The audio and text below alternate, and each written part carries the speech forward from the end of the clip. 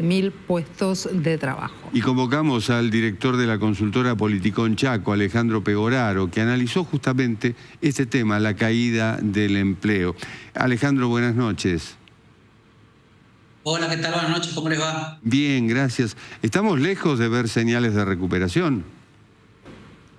Sí, por supuesto, sobre todo porque si bien el dato de largo plazo, ¿no? Cuando comparamos, por ejemplo, contra niveles de noviembre del 23, muestra una caída muy fuerte, el principal problema es que en los últimos 5 meses el empleo continúa en descenso, ¿no? Entonces no es que de repente hubo una caída muy grande que empezamos a ver ciertas señales de recuperación, sino que por el contrario, todavía el empleo sigue mostrando descensos mes a mes, y eso generó justamente un dato que ustedes mencionaban en los títulos, de que estamos ya en el nivel más bajo de empleo privado formal desde mediados del año 2022, ¿no? Donde todavía el mercado de trabajo estaba terminando de recuperar lo que había perdido luego de la pandemia. Alejandro, entonces la tendencia realmente es muy preocupante. Estamos justamente a puertas, cuando conozcamos los datos de cierre del año, de tener uno de los peores años en términos de caída, de pérdida de puestos de trabajo, siempre hablando, ¿no?, del segmento privado formal, y no hay ninguna señal, repito, ¿no?, de recuperación, sobre todo incluso cuando uno observa los datos por sectores, porque si bien hay algunos sectores que están intentando recuperar un poco de empleo, son sectores que emplean muy poco en comparación con otros que siguen destruyendo empleo y que son los que porcentualmente hablando representan a la gran mayoría de los puestos de trabajo que hay en Argentina. Pongamos el foco en este sentido. Hay asimetrías entonces en el mercado laboral respecto de cuántos puestos se pierden, cuántos se crean. ¿Cuáles son los sectores que más empleo han perdido? Porque además ustedes tenían un dato muy importante de la caída mensual durante 2025. Bueno, a ver, sí, depende cómo tomemos, ¿no? Pero tomemos, por ejemplo, el dato particular del mes de octubre, que es el último, para ponerlo en comparación, ¿no? La industria manufacturera, un sector fundamental para el empleo en Argentina, no solamente que tuvo una caída muy importante, sino que tuvo la mayor caída del empleo entre todos los sectores de la actividad económica de la Argentina. Fue 0,6% solamente en el mes de octubre, lo que equivale a un poquito menos de 7.000 puestos de trabajo perdidos en ese mes. Un mes que todavía estaba obviamente muy afectado por el desequilibrio generado en la actividad económica producto del escenario preelectoral, pero tampoco es un caso aislado, ¿no? La industria viene perdiendo ya mucho empleo desde hace mucho tiempo. De hecho, si comparamos los niveles de octubre del 2025 con noviembre del 2023, estamos hablando de casi 57.000 empleos en la industria manufacturera, e insisto, no es uno de los dos sectores que más emplea en Argentina en el segmento privado formal.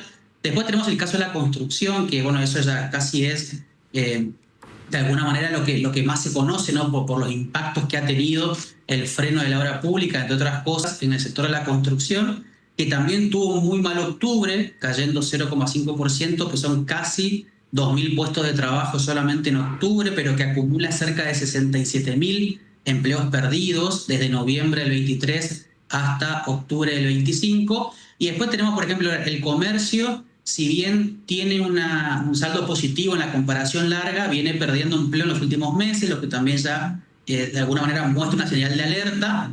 Y si queremos mirar el otro costado, ¿no?, ¿cuáles son los sectores que mostraron un buen desempeño en el último dato, el de octubre? Está, por ejemplo, la pesca, que creció casi al 2%, pero únicamente eso representa una recuperación de 260 puestos de trabajo, ¿no? Es muy chiquitito el volumen que puede aportar la pesca en la recuperación general del empleo, ¿no? Sumarle a eso, Alejandro, la disparidad entre las provincias. Hay 4 que repuntaron un poco y hay 16 que cayeron.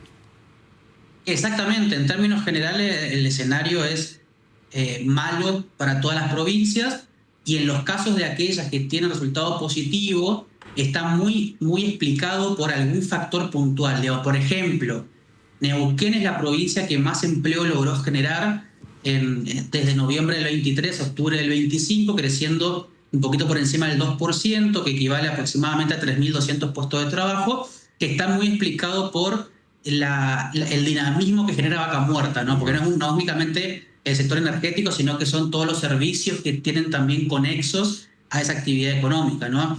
Después tenemos Río Negro con algo muy parecido también, por actividad hidrocarburífera, y Mendoza también por una actividad un poquito minera y un poquito también vinculado a sus economías regionales, pero es muy leve el caso mendocino. Y en el resto de las provincias vemos caídas, pero incluso dentro de ese grupo hay unas disparidades que son impresionantes y que le pegan muy duro a provincias que también le cuesta más recuperar por lo general por las propias particularidades de su actividad económica. Pensemos, por ejemplo, el caso de Santa Cruz. Santa Cruz tuvo una caída del 15% de su empleo privado formal, muy explicado por el retiro de YPF de esa provincia, y son de alguna manera cerca de casi 10.000 puestos de trabajo que es muy difícil de volver a insertar, ¿no? Claro, en ahora, el caso de La Rioja, Alejandro, también, discúlpame un segundito. Si los niveles que vos estás detallando de pérdida de puestos de trabajo son muy importantes, ¿por qué no se reflejan en el índice de desocupación? Bueno, por dos cosas. Primero, que cuando se conoce dato del mercado de trabajo de INDEC, toma a los trabajadores registrados y a los no registrados, ¿no? Entonces ahí ya tenés un grupo de trabajadores que no está cubierto por esta otra medición que estamos comentando, que refiere a los registrados del sector privado. Eso por un lado. En segundo lugar, hay que entender que la desocupación no siempre viene de la mano del empleo, sino de la actividad. ¿Qué significa esto? Si la tasa de actividad crece mucho, es porque mucha gente que antes era inactiva y ahora salió a buscar trabajo, ¿no? Si no lo consiguen, la tasa de desocupación se dispara, pero si lo consiguen, queda medianamente compensada. Entonces hay que mirar las tres tasas en conjunto. Pero más allá de esa característica metodológica, lo que te quiero comentar es que puede ser que haya, por ejemplo, pensemos en Santa Cruz, ¿no? Sí. 10.000 puestos de trabajo perdidos. Supongamos que 7.000 u 8.000 pasaron a convertirse en trabajadores informales porque necesitan generar un ingreso para llegar a su hogar. Pensemos pueden haber sido conductores de aplicación, pueden haberse puesto quizás algún comercio muy informal de venta, supongamos indumentaria. Hay alguna salida que hayan tenido que hacer por la necesidad de generar ingresos, pero el problema es que en ese pase de ser formal a informal, lo que se pierde es calidad de puesto de trabajo, ¿no? Y se deteriora mucho la capacidad contributiva incluso del sistema previsional, porque son personas que están en la informalidad y no gozan de derechos laborales y tampoco contribuyen al sistema previsional, que es un problema ya, digamos, de largo plazo un poco más fuerte. Ahora, ¿trabajan absolutamente en negro en la informalidad o, por ejemplo, en algunos casos pasan a ser monotributistas y esto hace que el índice se observe de otra manera? Bueno, hay muchos casos de eso, tal cual como usted menciona. De hecho, si uno mira el panorama de largo plazo, ¿no? Desde noviembre o finales del 23 hasta ahora, la cantidad de monotributistas ha crecido. Digamos, cayó la de registrados, creció la de monotributistas, pero también ahí hay que ponerle un poquito de foco, porque en los últimos 2-3 meses se empieza a ver también una caída del monotributista, Son pequeñas todavía, bastante leves, pero estamos viendo que se pierde empleo en el sector privado registrado y también se pierde empleo en el monotributo, ¿no? Que puede ser porque o se dan de baja porque la cuota quedó muy cara, o se da de baja porque no facturan más. Habría que ver cuáles son los motivos, pero son varios los factores que podrían influir. Pero, repito, en la mirada de largo plazo hay un traspaso, ¿no? Esta persona que quizás dejó de tener un trabajo formal y tuvo que volcar hacia alguna actividad informal o cuentapropista, supongamos, ahí te explico un poco el salto en la cantidad de monotributistas. Claro. ¿Hay alguna comparación entre compañías que han cerrado y de pronto te enterás del despido de 300 personas, de 100 personas o de lo que fuere, y compañías que han abierto porque de pronto desde el gobierno te hablan de que invierte tal, invierte cual y van a crear tantas fuentes de trabajo? ¿Sobre eso hay algún trabajo hecho? Mire, al respecto, la Secretaría de Trabajo hace publicaciones al respecto, midiendo las altas y bajas justamente, pero con el problema estadístico muy típico de Argentina, que tiene hasta un año de rezago. Digamos, estamos conociendo ahora lo que pasó en el 2024, digamos, no nos sirve para medir justamente el escenario actual. Hay una fuente alternativa que es la Superintendencia de Riesgo de Trabajo, que también tiene su registro, que es un poco menos completa que la Secretaría de Trabajo de la Nación, porque únicamente abarca a una población particular de empleo, y lo que nos muestra es que el saldo neto es que la cantidad de empleadores, ya no de empresas solamente, sino también de empleadores, pensando, a ver, yo puedo ser un autónomo, también empleo y me inscribo como empleador, pero siendo una persona física, la cantidad de empleadores ha caído en Argentina de manera sistemática en el último año y medio. Estamos más o menos en promedio 10% abajo en la cantidad de empleadores. Por lo tanto, tomando ese dato particular, si uno quiere hacer un supuesto del cruzamiento entre altas y bajas, bueno, predominan todavía las bajas, ¿no? Y las altas no son todavía suficientes para cubrir ni la caída de los empleadores, ni mucho menos la caída de los empleados, no de los trabajadores. Obviamente que en este contexto el gobierno apunta a que con inversiones nuevas, con la efectivización de proyectos que han sido anunciados pero aún no han iniciado, bueno, se pueda de alguna manera empezar a compensar eso.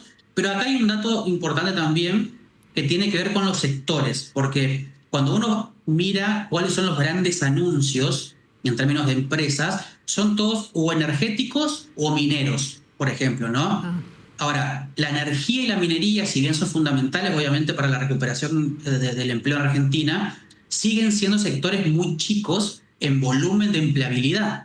Entonces, lo que puedan generar de mano de obra es bienvenido, por supuesto, en este contexto, pero tampoco es suficiente para poder cubrir, por ejemplo, o para compensar la caída en la industria o la caída en la construcción, entre otras cosas. Y hay un agravante más, que la minería y la energía, que son los sectores estrella, ¿no?, de la actividad económica, pues son los que impulsaron a la actividad económica en el último tiempo, en los últimos 3 meses ya están perdiendo empleo de vuelta. Entonces, insisto, la cuestión de la empleabilidad se torna altamente conflictiva porque no estamos viendo que haya sectores que aún creciendo en términos de actividad económica, eso se refleje o se derrame en creación de puestos de trabajo. Alejandro, te agradecemos mucho. Es Alejandro Pegoraro desde la consultora Politicón Chaco y nos ha quedado pendiente estas dos grandes veredas que sostienen qué va a pasar a partir de la reforma laboral.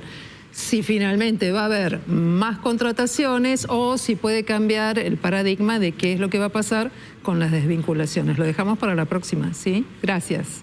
Bueno, con todo gusto. Muchas gracias a ustedes.